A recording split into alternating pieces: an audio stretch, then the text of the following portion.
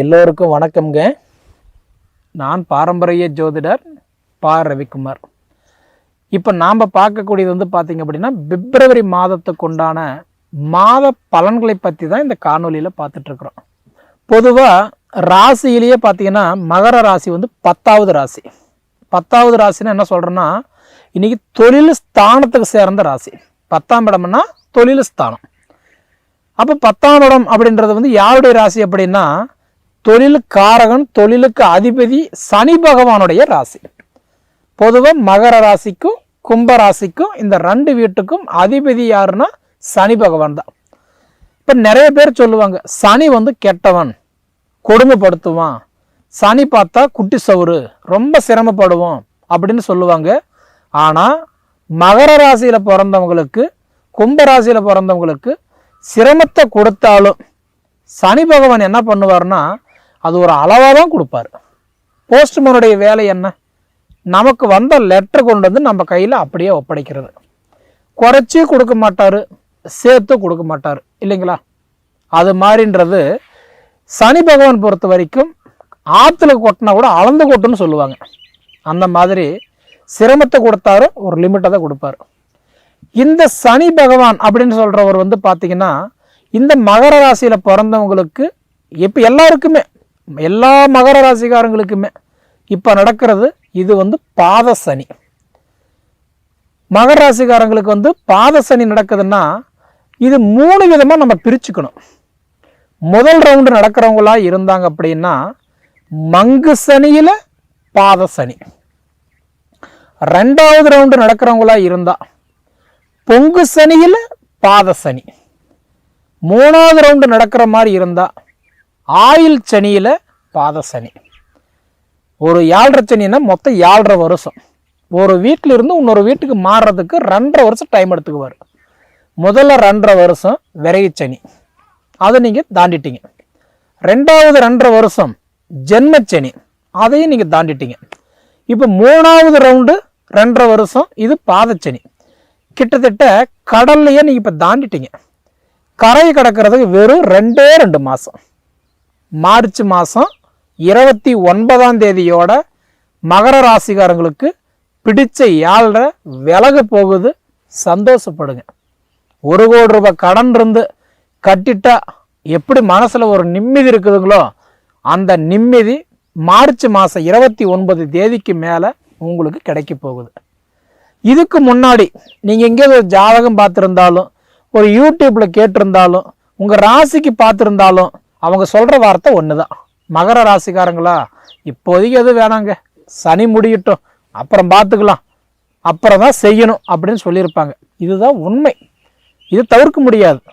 ஜோதிட சாஸ்திரமும் அதுதான். ஆனால் பொறுத்துட்டீங்க. 2 மாதம் போகட்டும். அதுக்கு மேலே நீங்கள் போர் போடுறீங்களோ, கிணறு வெட்டுறீங்களோ, கார் எடுக்கிறீங்களோ, வண்டி வாகனம் எடுக்கிறீங்களோ, ஆடம்பர பொருட்கள் வாங்குறீங்களோ, அத்தியாவசிய பொருட்கள் வாங்குறீங்களோ, எது தொட்டாலுமே உங்களுக்கு பிரச்சனை இல்லை. இந்த மார்ச் 29 வரைக்கும் மண்ணை தொட்டா நஷ்டம், மனையை தொட்டா நஷ்டம், பொண்ணை தொட்டா நஷ்டம், பொருளை தொட்டா நஷ்டம். அதாவது உங்கள் காசு போட்டு தான் நீங்கள் ஒரு பொருள் வாங்குவீங்க. ஆனால் அதை வாங்கிட்டு பின்னாடி வருத்தப்படுவீங்க பாரு, அவசரப்பட்டுட்டோமோ, பொறுமையாக இருந்திருக்கலாமோ, எதுக்கு வாங்கணும்னு தெரியல அப்படின்ற ஒரு குழப்பம்ன்றது இருந்துக்கிட்டே இருக்கும். மொத்தத்தில் மகர ராசிக்காரங்களை பொறுத்த வரைக்கும் எப்படின்னா, நீர், நெருப்பு, எண்ணெய், தண்ணி, வண்டி, வாகனம், தயவு செய்து ஒரு 2 மாதம் கொஞ்சம் கவனமாக இருங்க. எல்லாருக்கும், எனக்கு மகர ராசி தான், என்னையும் சேர்த்து தாங்க சொல்கிறேன். மகர ராசிக்காரங்களுக்கு ஒரு 2 மாதம் கொஞ்சம் கவனமாக இருக்க வேண்டிய மாதம். அதே மாதிரி இப்படி இருக்கக்கூடிய காலகட்டத்தில் நீங்கள் உதவின்னு செய்ய போனால் கூட உபதிரி வரும். கொடுத்ததை கேட்டாலும் அடுத்தது பகையாகும். இன்றைக்கி இருக்கக்கூடிய காலகட்டம், நம்ம வீடு ஃபுல்லாக காசு வச்சுருந்த காலம் போய் இப்போ வீட்டில் 4 காசு எங்கே இருக்குமோ அப்படின்ற ஒரு தொலாவர காலத்துக்கு வந்துட்டோம். ஒரு சிலர் பார்த்தீங்கன்னா நகை விற்றுருப்பாங்க, இல்லை வச்சுருப்பாங்க, வாங்காத இடத்துல வாங்கியிருப்பாங்க, தேவையில்லாத பேர்லாம் சுமந்துருப்பாங்க. மொத்தத்தில்ன்றது பார்த்தீங்கன்னா இப்போ உங்களோட நிலைமை எப்படி, எதை சாப்பிட்டா நம்ம பெத்தம் தெளியுமோ அந்த நிலைமை தான் இப்போ இந்த மகர ராசிக்காரங்களுக்கு. அதனால் நீங்கள் கூட்டு தொழில் பண்ண வேண்டாம். அதே சமயத்தில் ஜாமீன் எடுத்து போட வேண்டாம், 10 ரூபா கொடுக்க வேண்டாம். வட்டிக்கு ஆசைப்பட்டு கொடுத்தா கூட தயவுசெய்து சொல்கிறேன் வராது. கொஞ்சம் கவனமாக இருக்க வேண்டிய நேரம். அதே மாதிரி பார்த்தீங்கன்னா தன்னம்பிக்கை உடைய ராசி யாருதுன்னா இந்த மகர ராசி தான். இவ்வளோ கஷ்டத்துலேயுமே நம்மளால முடியும் அப்படின்னு மனதைரியத்தோட இந்த 7.5 வருஷமா, கிட்டத்தட்ட 7 வருஷம் 4 மாத காலமாக நீங்கள் இவ்வளோ தூரம் வந்ததே நீங்கள் செஞ்ச புண்ணியம் தான் நான் சொல்லுவேன். இப்படியாப்பட்ட காலத்தில் 100% கண்டிப்பாக மகர ராசியில் பிறந்தவங்களுக்கு இந்த காலகட்டம் பார்த்தீங்கன்னா இந்த பிப்ரவரி மாதம் உங்களுக்கு ஒரு அடிக்கல் நாட்டுற மாதிரி.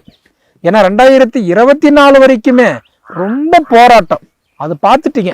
இந்த 25 பிறந்த வாட்டியாவது நம்ம நல்லா இருப்போமா அப்படின்னு நீங்கள் எதிர்பார்த்த கேள்வி இருக்குது பார்த்தீங்களா, அந்த கேள்விக்கு உங்களுக்கு பதில் கிடைக்க போகுது. ஏன்னா இதுக்கு முன்னாடி எப்படி தெரியுங்களா, கடன் வாங்கி உங்கள் லேபருக்கு சம்பளம் கொடுத்துருப்பீங்க. அதாவதுன்றது ஒரு பொருள் வித்தாவது வச்சாவது உங்கள் குடும்பத்தை கண்டிப்பான்றது அதாவது ரன்னிங் பண்ணியிருப்பீங்க. இன்னைக்கு நிலைமை எப்படின்னா ஒரு கிணத்துல போட்ட கல் மாதிரியே கிட்டத்தட்ட இந்த 7.5 வருஷமா வாழ்ந்துட்டீங்க. இருந்தாலும் இந்த 2 மாசத்துக்கு கொஞ்சம் பொறுமையா, கொடுக்கலன்னு சொன்னா உதவி செய்யலன்னு சொன்னா அந்த இடத்துல கெட்ட பேர் வாங்குவோமே அப்படி நினைக்கிறத விட அதுக்கு செய்யலன்னு சொல்லிட்டு கெட்ட பேர் வாங்கிட்டு போயிடலாம். அந்த மாதிரி ஒரு சூழல் மகர ராசிக்கு உண்டு. இருந்தாலும் இந்த பிப்ரவரி மாதமாவது எனக்கு ஏதாவது கொஞ்சம் நல்லா இருக்குமா அப்படின்னு நீங்க கேட்டீங்கன்னா, முதல்ல உங்களுக்கு குரு பார்வை. இவ்வளவு கஷ்டத்துலையுமே நீங்க ஓரளவுக்கு வாழ்ந்துட்டீங்க, இவ்வளவு கஷ்டத்தையும் தாண்டி வந்துட்டீங்க அப்படின்னா அதுக்கு முதல் காரணம் உங்களுக்கு குரு பார்வை உங்களுக்கு 9ஆம் இடமா உங்க ராசி பார்க்கிறாரு. போன 2024 வருஷத்துல 5வது மாதம் 1ஆம் தேதியில இருந்து சனி ரிஷப ராசியில் இருந்து 5ஆம் இடமா கன்னி ராசி, 7ஆம் இடமா விருச்சக ராசி, 9ஆம் இடமா உங்க மகர ராசி பார்த்ததுனால, ஏதோ குரு பார்வை பார்த்ததுனால ஏதோ இவ்வளவு கஷ்டத்திலையும் கொஞ்சம் காலங்கள் தள்ளிட்டீங்க. சரிங்களா?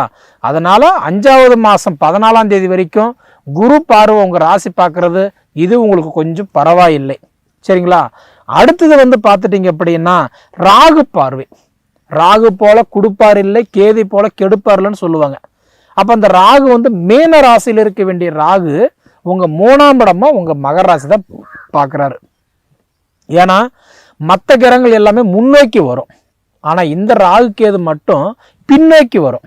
அதனாலதான் மீன ராசி, கும்பராசி, மகர ராசி 3ஆம் இடமா உங்க ராசி பார்க்குறாரு. அப்ப குரு பார்வை 9ஆம் இடமா பார்க்குறாரு, ராகு பார்வை 3ஆம் இடமா சகோதர ஸ்தானம், தைரிய ஸ்தானத்தை பார்க்குறாரு. சரிங்களா? இந்த 2 கிரகத்தினுடைய பார்வை தான் ஏதோ ஓரளவுக்கு மனசுனா நீங்க நடமாடிட்டு இருக்கிறீங்கன்றத சொல்லுவேன். சரிங்களா? இது போக உங்களுக்கு இப்ப 5ல குரு இருக்கிறாரு. மகரத்திலிருந்து ரிஷபத்துல குரு இருக்கும்போது குரு 5ஆம் இடத்துல இருக்கிறாரு. ஒருத்தருக்கு மாங்கல்யம் பண்ணணும்னா குரு பார்வை இருந்தால் தான் பண்ண முடியும். அதாவது 2, 5, 7, 9, 11 அந்த காலத்துல பாருங்க 27 பொருத்தம் பார்த்து கல்யாணம் பண்ணாங்க. அப்பெல்லாம் பார்த்தீங்கன்னா எல்லாரும் நல்லா இருந்தாங்க, கஷ்டம் இருந்தாலும் சந்தோஷமா இருந்தாங்க, கஞ்சி குடிச்சா கூட நிம்மதியா இருந்தது. அன்னைக்கெல்லாம் கல்யாணம் நல்லபடியாக பண்ணாங்க, குழந்தையெல்லாம் எல்லாருக்கும் இருந்தது, எல்லாருக்கும் சூப்பரசமா இருந்தது. ஆனா இப்ப நிறைய பேருக்கு குழந்தை இல்லை, அதாவது ஆப்ரேஷன் பண்ணி குழந்தை எடுக்கிறோம், இவ்வளவு சிரமம். இதுக்கெல்லாம் காரணம் குரு பார்வை இல்லைன்னா கல்யாணம் பண்ணவே கூடாது. இதுதான் ஜோதிட சாஸ்திரம். ஆனா இன்னைக்கு என்ன பண்றாங்க, அது எது நடந்தாலும் பார்த்துக்கலாம் போ, நலுங்கியோருக்கு 4 நட்சத்திரம் இல்லை அப்படிங்கும்போது நம்பாத கல்யாணம் பண்றதுனாலதான் நம்ம வாழ்க்கையில எவ்வளோ ஒரு சிக்கலெல்லாம் சந்திச்சிட்டோம். அப்படி பார்த்தீங்கன்னா மகர ராசியில பிறந்தவங்களுக்கு இப்ப குரு பார்வை இருக்கிறதுனால நீங்க பார்க்குற பொண்ணா இருக்கட்டும் இல்ல மாப்பிள்ளைக்கா இருக்கட்டும், அவங்களுக்கு குரு பார்வை இருந்தாலும் சரி இல்லைனாலும் சரி, உங்களுக்கு குரு பார்வை இருக்கிறதுனால பொருத்தம் மட்டும் இருந்தா கண்டிப்பா கல்யாணம் பண்ணலாம். ஏன்னா 5ல குரு இருக்கிறதுனால பரவாயில்லை. அடுத்தது உங்களுக்கு 7.5 சனி பாதச்சனியா இருக்கிறதுனால நான் முன்னே சொன்ன மாதிரி கொஞ்சம் கவனமா இருக்கிறது நல்லது. அதே மாதிரி பூர்வ புண்ணிய குருவா இருக்கிறாரு. குரு பூர்வ புண்ணிய குருவா இருக்கிறாரு. பூர்வீகத்துல ஏற்பட்ட சிரமம், பூர்வீகத்துல அப்பா பட்ட கஷ்டம், அப்பா வழி சொத்து, அப்பா வகையில்னா பூர்வீக வழி பிரச்சனை, இப்ப பிரிஞ்சவங்க எல்லாம் பாத்தீங்கன்னா ஒன்னா சேர்றதுக்கு உண்டான வாய்ப்பெல்லாம் கண்டிப்பா நல்லா இருக்குதுங்க. சரிங்களா? அதே சமயத்துல உங்களுக்கு புத்திர ஸ்தானத்துக்கு அதிபதி யாருன்னா சுக்கிரன் தான்.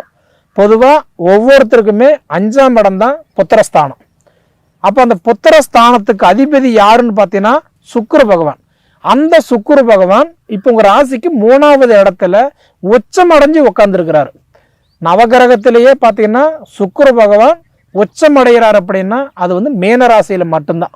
அந்த மீன ராசியில சுக்கிரன் போய் உச்சமடைஞ்சு உக்காந்துருக்கிறதுனால கண்டிப்பா உங்களுக்கு புத்திர செல்வங்கள் கண்டிப்பா உங்களுக்கு ஓரளவுக்கு நல்லா இருக்கும். சரிங்களா? மொத்தத்துல என்ன அப்படின்னா இன்னைக்கு இந்த மகர ராசியில பிறந்தவங்களுடைய வாழ்க்கை வாழ்வாதாரம் பட்ட கஷ்டமெல்லாம் தீர்ந்து நல்ல ஒரு மாற்றங்களை கொடுக்க போகுது. இந்த மார்ச் 29க்கு மேல பிடிச்ச சனி போனாவே உங்களுக்கு எல்லா கஷ்டம் தீர்ந்த மாதிரி தான். சரிங்களா? அதனால எப்படி இருக்குதுன்றதை நீங்க பார்த்து அனுபவிச்சு பார்த்து சொல்லுங்க. சரிங்களா? சரி நேயர்களே, உங்க பொன்னான நேரத்தை ஒதுக்கி எவ்வளவு நேரம் என்னுடைய காணொலியை நீங்க முழுமையா பார்த்ததுக்கு மனசார மனசுல இருந்து கேட்டுக்கிறேனுங்க. நன்றி.